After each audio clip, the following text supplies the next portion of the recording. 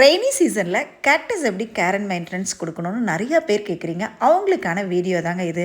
கோயம்புத்தூரில் ஒரு 10 டேஸ்க்கு முன்னாடி ஹெவி ரெயின், இப்போ பார்த்தீங்கன்னா ஒரு 5 டேஸ்க்கு ரெட் அலர்ட் கொடுத்துருக்காங்க. இந்த மாதிரி டைமில் கேக்டஸை எப்படி நம்ம கேர் பண்ணணும் அப்படின்னு சொன்னால், நம்ம ஃபர்ஸ்ட் வந்து அப்சர்வேஷன் போய் ப்ராப்பராக மார்னிங் அண்ட் ஈவினிங் அதில் ஏதாவது ரொம்ப கொலன்னு இருக்கா, நிறைய வாட்டர் அப்சர்வ் பண்ணிடுச்சான்னு நீங்கள் கண்டிப்பாக பார்க்கணும். அப்சர்வேஷன் வந்து ரொம்ப ரொம்ப இம்பார்ட்டன்ட்.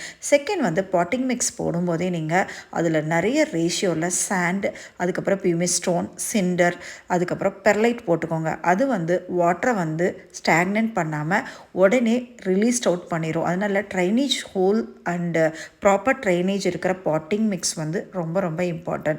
மூணாவது வந்து மழை வந்து முடித்த உடனே இன்ஃபெக்ஷன்ஸ் ஆகும். அதனால் நம்ம மழை வந்ததுக்கப்புறம் ப்ராப்பராக ஃபங்கிசைட்ஸ், இன்செக்டிசைட்ஸ் வந்து கேக்டஸ் கொடுக்கணும். நம்ம அப்சர்வ் பண்ணும்போதே அந்த பிளான்ட் வந்து க்ரோனப் பிளான்ட்டா இல்லை 1 இயர் 2 இயர்ஸ் ஓல்டான்னு பார்த்து நம்ம ரீப்ளேஸ் பண்ணணும். க்ரோனப் கேக்டஸ் அப்படின்னா ஒரு 5 to 10 டேஸ் வரைக்கும் மழையில் இருந்தால் ஒரு ப்ராப்ளம் இல்லை. ஆனால் 1 to 2 இயர்ஸ் ஓல்டு அப்படின்னா நீங்கள் மழை தண்ணி படாமல் ப்ராப்பராக நல்ல பிரைட் லைட் படணும். ஆனால் செமி ஷேடில் நீங்கள் வச்சுருங்க.